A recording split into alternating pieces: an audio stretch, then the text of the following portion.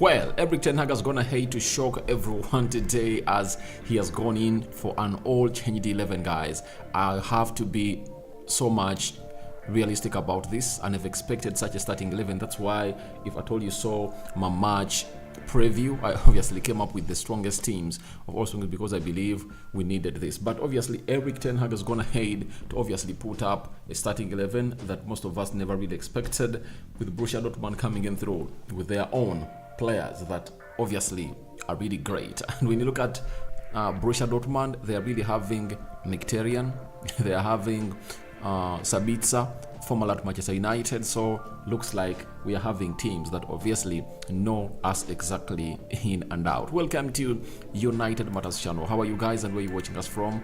I go by the names of Rock and David. Smash the like button, comment and share. If at all you're watching us for the very first time, endeavor to subscribe to this channel so as not to miss out on stories that we do upload in here on a daily.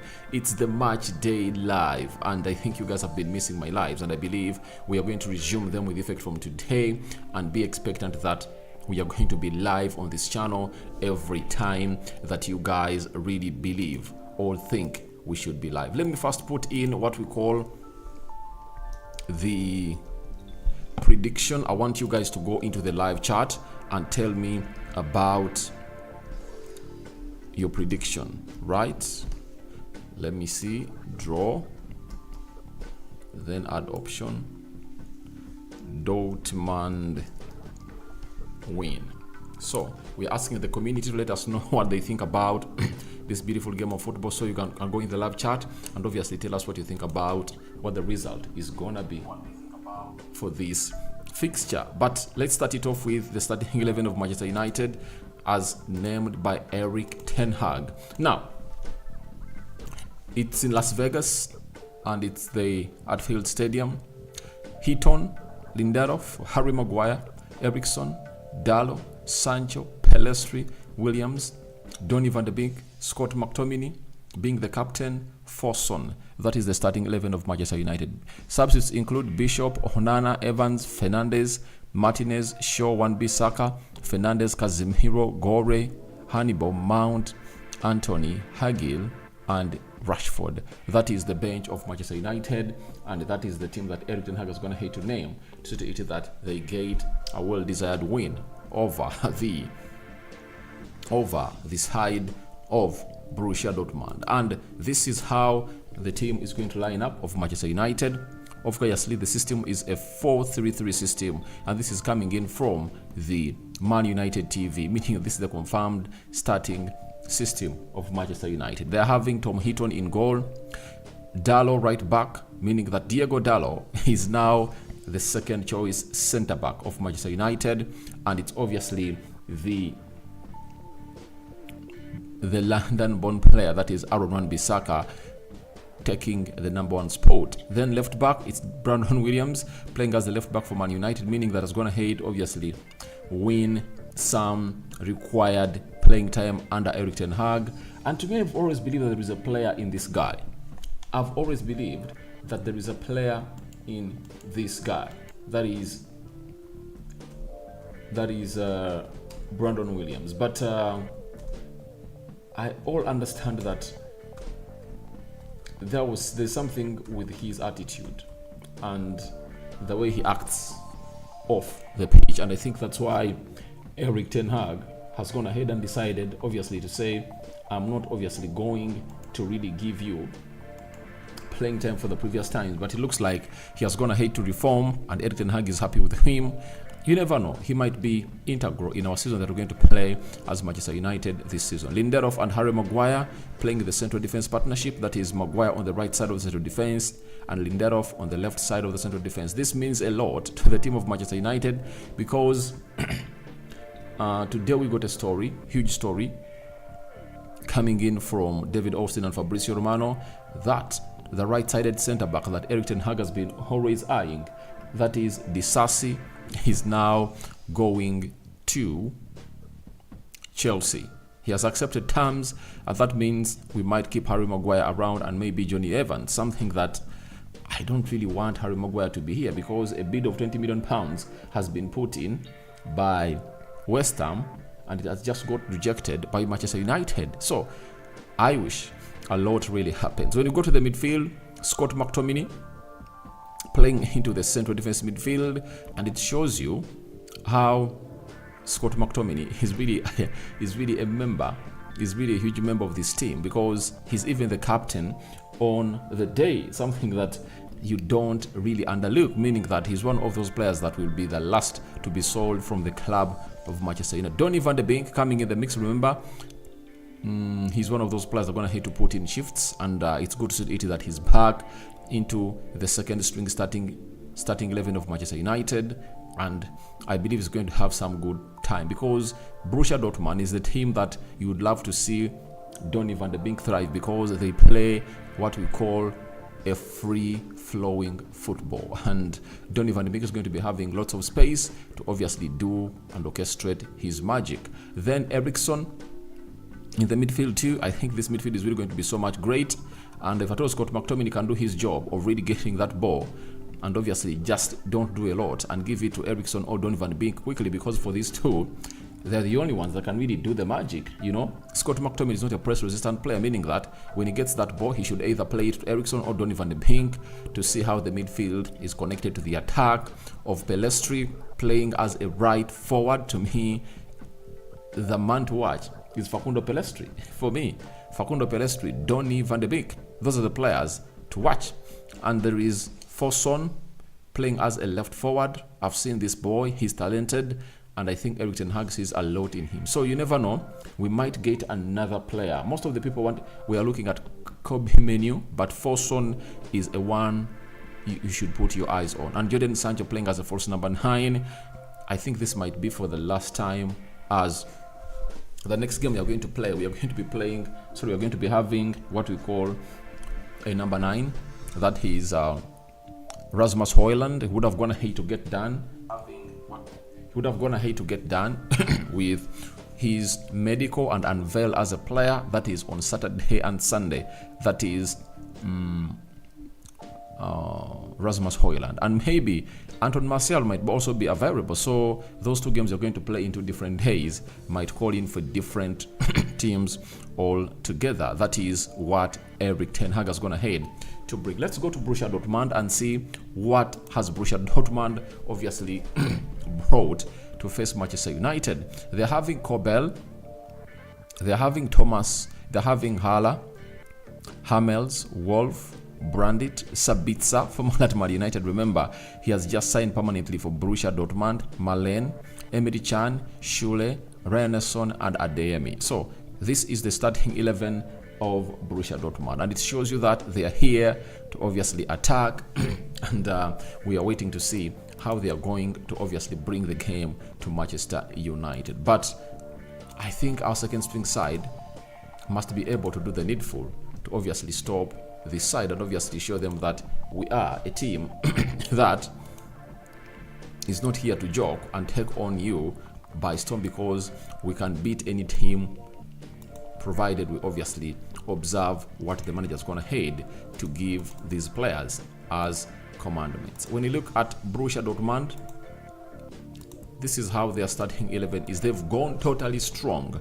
You know, Kobel is in goal. M. Wolf, right back, meaning that Fosun is going to be facing Wolf. Nicolas Schule and Hamels are going to be facing their former teammate at Borussia Dortmund, that is Jadon Sancho. Ryan Son is going to be facing Pelestri, and I think Pelestri is going to give him a game. I'm 100% sure about that Uruguayan international. Then Emre Can, Brandit and Sabitzer playing the midfield 3. They are going to be facing Scott McTominay, Eriksen and Donny van de Beek. But this midfield is really full of class, and Scott McTominay to me is the old man out because we don't have a CDM like Emre Can. But I think he can fight, win the tackles, but his problem is what to do with the ball. But I see us also winning the midfield battle, but this midfield has a lot of class in it, and Sabitzer knows us in and out. That's what he should know. He knows us in and out. Then D. Malen is going to play as a right forward. Binniger is going to face Brandon Williams, and I think Brandon Williams is going to head to face some of the best wingers in the world, especially under the era of Ole Gunnar Solskjaer, but Marlin is not one of those that you should obviously find a situation of being a threat to Jadon Sancho. I know he came in, to Brandon Williams. He came in through as a replacement of Jadon Sancho to Borussia Dortmund, but things have not gone ahead to work on well for him. Then Adeyemi, Dalo is going to have a long night because Adeyemi is really a very talented player. Playing as a left forward, obviously you'll understand exactly why this is happening. But when you look at Adeyemi, he's very good. And this is a test that Dalo should pass to show the manager that I'm ready to take back my position as a right back. And we're waiting to see how that is going to pan out. And to me, the situation between Aaron Wan-Bissaka and Dalo is a clear explanation of how Erik ten Hag is not a manager who picks players on favoritism. We all know that the season started, I'm talking about the previous season, started with Dalo playing as a right back for Manchester United. That is it. He got an injury at the World Cup, and obviously Aaron Wan-Bissaka took over. Ever since, the rest has been history, and he has to fight to get back his position, and you're waiting to see whether he will. Sebastian Haller leading the line. Very good striker.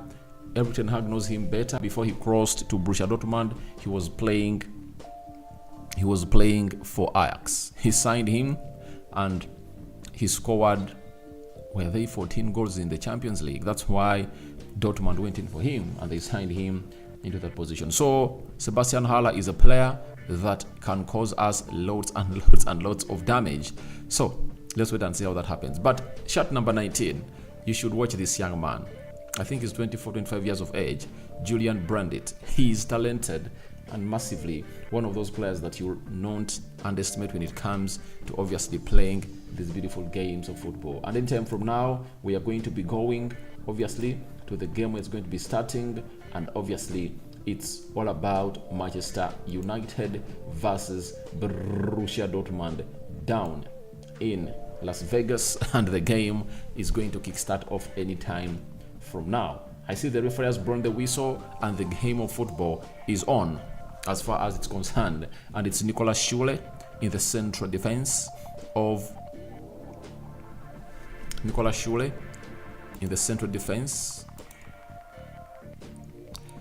All right, I'm having Oweta Solomon. I don't know when this Maguire will leave so that we reset. I really understand your problem with Harry Maguire, and it's the same thing with me, because I don't see reason as why we are keeping Harry Maguire the club of Manchester United, and it looks like the club is willing to cash in for him, but they are looking in for huge monies. West Ham came in through and made a bid of £20 million. It was rejected. Now it shows you how this player is not so much important to the club of Manchester United. If at all a bid of £20 million can be made for Harry Maguire, then that is really stupid of the player, and we don't obviously need a player like him at the club of Manchester United. So we must be having players who are really legit and are willing to offer the best of the best in as far as the market is really concerned. So I think at the age of 30, United calling in for all that, we're waiting to see whether the West Ham is going to go ahead and raise its bid to either 30 or 40 million pounds that United are obviously wanting to get. Dalo makes a very good interception, plays it back to find Donny van de Beek. Donny van de Beek puts in a blind pass, obviously blocked, and Adeyemi on the attack off the left attacking side of the midfield, and he goes in for a shot. It has been saved by the goalkeeper Tom Heaton. So Donny van de Beek really had a very bad, poor first touch in the midfield, and I think this is the game that is supposed to exonerate him, according to me. That is it. And we've seen stories that there is a team in Italy that is interested in signing the player of Donny van de Beek on loan with an option to buy, but I think United are not willing to obviously cash in, and Fosun has been brought down by the left back. By the left back. It has been brought down by Adeyemi, and it looks like the battle is on, and United is willing to obviously take the battle to that side of Borussia Dortmund. So smash the like button, comment and share, and if at all you want to support this channel, you can as well buy a super chat as you go ahead and obviously tell me who do you think is winning this beautiful game of football. But the bench is fully covered, and the bench is fully armed. He can even make what we call wholesome changes. That is it. And I think it's because this same 11 that's going to hate to bench went ahead to play a game of football against Real Madrid and Arsenal in a space of like 3-4 days, and he believes that they should be rested and they should only come into play just 30 minutes into this beautiful game of football. For Son, Kobe Menu is that player that had even earned a starting spot. I believe Ten Hag was willing to start him even in the Premier League, though he got an injury and you're only going to see him return around January, meaning that he's out for 6 months. Ankle injury at that age, it's one of those injuries that you wouldn't like to be getting as a player of a status of Kobe Menu in the mix. So let's wait and see how this pans out. But all in all, things are really not as we want them to go, because United is obviously trying to possess and build the ball from behind. Long one to find Facundo Pellistri, and Matt Hummels plays in Nicolas Schule in the central defense. Back to Kobel, the goalkeeper. Borussia Dortmund is a very good team when it comes to building from behind. Jadon Sancho in the 18 box area of Borussia Dortmund trying to cook out something, and he finds Eriksson, and Eriksson plays it back to find Sancho. Sancho plays it back obviously to find Brandon Williams. So United have gone ahead to obviously retain possession, and it's all about Jadon Sancho. He knows this side very well, and he can obviously torment them. Diego Dallo playing a 1-2 and a 0-touch play by Brandon Williams. A switch of the ball to find Fosun on the right attacking side of the midfield, and Fosun does control the ball very well and passes it back to Harry Maguire. For Harry Maguire, it shows you that he's not even in the lineage of the captain of Manchester United. Scott McTominay has been given the captain armband. That shows you how Erik ten Hag is not ready to have him as the captain of the club of Manchester United, and it's really, really, really weird. But to us who knew that he never had qualities of a captain are not surprised. And we've been calling for the change of the captaincy, I think, ever since it was given to Harry Maguire. That is it. Since 2019, I think December, we've been calling for him to obviously leave that captaincy and concentrate on his game. And I think Ten Hag also did it to see whether Harry Maguire can become a better player with the pressure of the captaincy of him. And Fosun saved. Nice pressing by Man United, getting the first chance of the game, pressing the fullbacks of Borussia Dortmund, forcing them to make a mistake, and Fosun went in for a curling effort, but it was obviously saved by Kobel, and it's a corner. But it's the first clear-cut chance that United have gone ahead to get, and I think Fosun would have gone ahead to do a little bit better, maybe compose himself and take an extra touch to face the goalkeeper, because he had yards of space to operate in. Corner brought in by Eriksson, headed out, and it's what we call a throw-in for Manchester United. So Kobel has gone ahead to deny United their lead. Jadon Sancho. I like how Jadon Sancho is playing this preseason.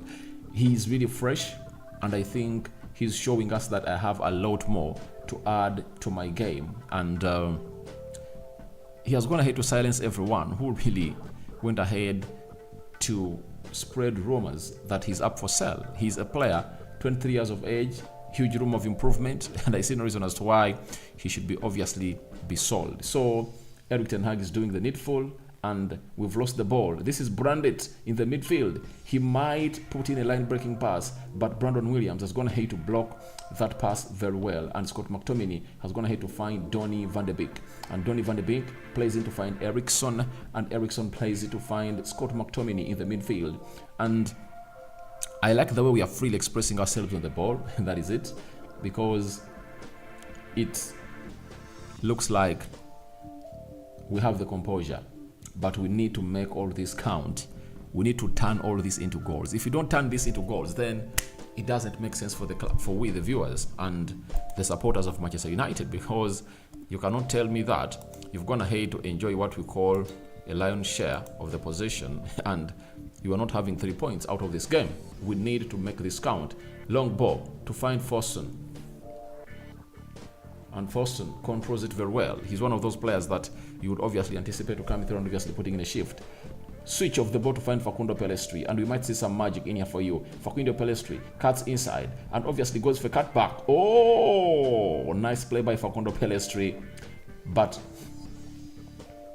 Eriksson taps it over the bar. But it was nice play, nice switch of play to find Facundo Pellistri.